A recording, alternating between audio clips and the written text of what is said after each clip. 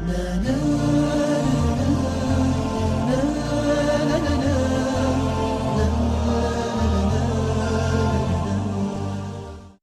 بالله من الشيطان الرجيم. بسم الله الرحمن الرحيم. الحمد لله رب العالمين. رب اشرح لي صدري ويسر لي أمري واحلل عقدة من لساني يفقه قولي. ربي زدني علما ربي زدني علما ربي زدني علما. Let me ask you something honestly.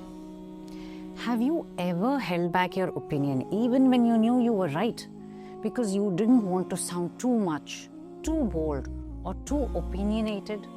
It taught them to be wise, articulate, and courageous. In episode 4 of Women Who Built the Ummah, we turn to a woman whose voice shaped Islamic knowledge itself.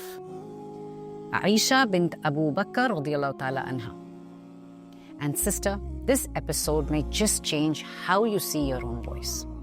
Aisha radiallahu ta'ala anha was young, sharp, curious, and unapologetically intelligent.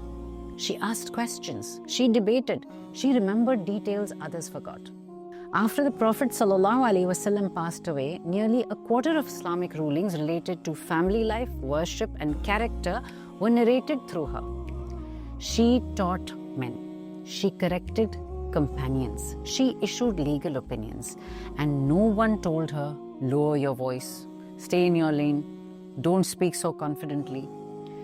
Because knowledge in Islam is not gendered, it's actually an amana. Now, Aisha radiallahu ta'ala anha did not borrow confidence. She earned it through her knowledge and closeness to the truth. Aisha radiallahu ta'ala anha was not just knowledgeable, she was deeply aware.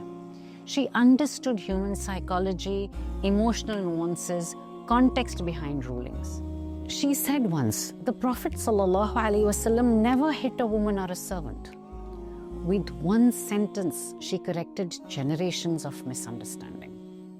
Many Muslim women today know things, but doubt whether they're allowed to say them. The issue isn't lack of intelligence, it's lack of permission internally. Let's be real. Many women today struggle with fear of being judged for speaking up, feeling intellectually invisible, being dismissed as emotional, staying silent to keep the peace. And slowly, that silence turns into self-doubt.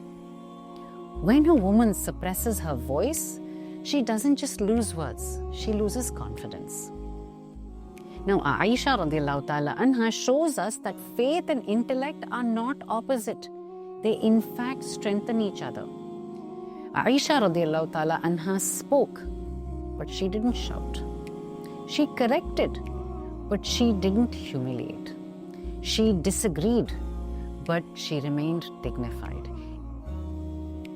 Even when she differed with senior companions, her evidence was clear, her tone was firm, her intention was sincere.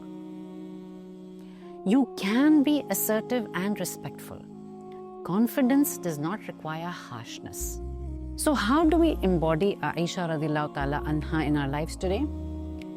Invest in knowledge, not just in motivation.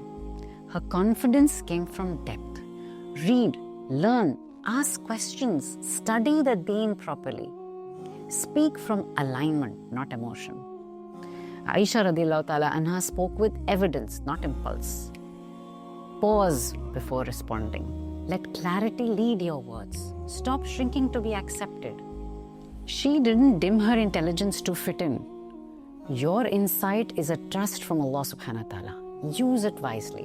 When a woman honors her intellect, her faith becomes active, not passive.